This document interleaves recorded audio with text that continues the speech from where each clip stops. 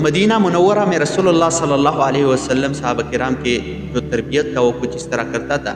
جب صحابہ کرام نے ہجرت کی تو بہت سے صحابہ کراموں کو بخار ہو گیا، اس کے اوپر ایک امتحان آیا، اور امتحان یہ تھا کہ بہت سے صحابہ کرام بیمار ہو گئے اور اس کو بخار ہو گیا۔ عائشہ صدیقہ رضی اللہ عنہ فرماتے ہیں کہ ابوبکر صدیق کو بھی بہت زیادہ بخار ہو گیا۔ جب بھی اس سے یہ بخار چلا جاتا تھا تو وہ یہ اشعار پڑھتا تھا کہ کل امرؤ مصبح فی اہلہ والموت ادنی من شراک نعلہ، کہ ہر کوئی شخص اپنے گھر میں جو ہے وہ بہت آرام سے رات کو گزارتے ہیں، اور اس کو یہ پتہ نہیں ہوتا کہ اس کی جو موت ہے وہ اس کو اتنا قریب ہے، جیسے کہ اس کی شو سے بھی قریب ہے، اس کے پیر سے بھی اس کو قریب ہے، اور لوگ اس سے غافل ہے۔ اسی طرح ابو ہریرہ رضی اللہ تعالیٰ عنہ سے بھی جب بخار چلا جاتا تھا تو وہ یہ اشعار پڑھتا تھا کہ الا لیت شعری هل ابتن لیلۃ بواد وحول ابخر وجمیل وهل اریدن میاہ جنۃ وهل یبدو لی شامۃ وطفیل۔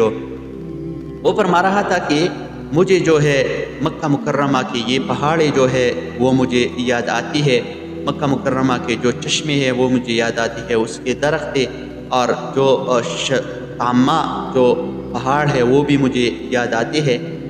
جب کوئی بھی شخص ہجرت کرے اور پھر اس کے اوپر ایک امتحان آئے، پھر بیمار ہو جائے، تو اس کو جو ہے آباء اور اجداد کے جو علاقہ ہوتے ہیں، اس کے جو اولڈ ہاؤس ہوتے ہیں، وہ اس کی دماغ میں جو ہے ہر ٹائم حاضر ہوتی ہے۔ تو اس وجہ سے ابو ہریرہ رضی اللہ تعالیٰ عنہ کو جو تھا مکے کی جو زندگی تھی وہ یاد آتی تھی۔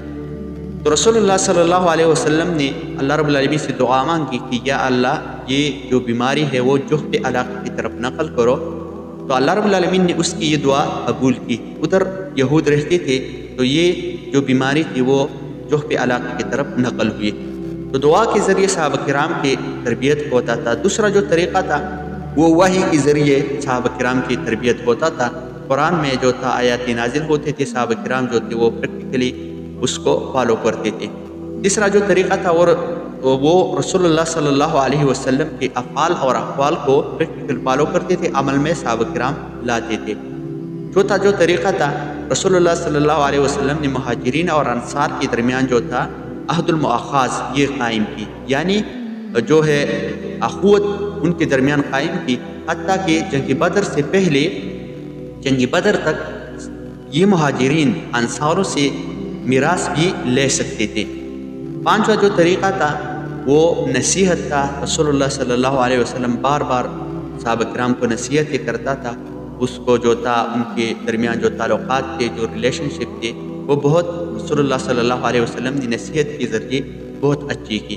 اس کو جو تھا امر بالمعروف نہی عن المنکر کی تلقینیں دیتی تھی، اس کی وجہ سے صحابہ کرام کا جو زندگی تھا وہ بہت اچھی طریقے سے اور اس کے درمیان کوئی بھی اختلافات نہیں تھی، اور مدینے میں ان کی جو زندگی تھی وہ بہت اچھی طریقے سے چلتی تھی۔ تو اس وجہ سے جو تھا بعد میں صحابہ کرام نے بہت زیادہ فتوحات اس کی وجہ سے کی۔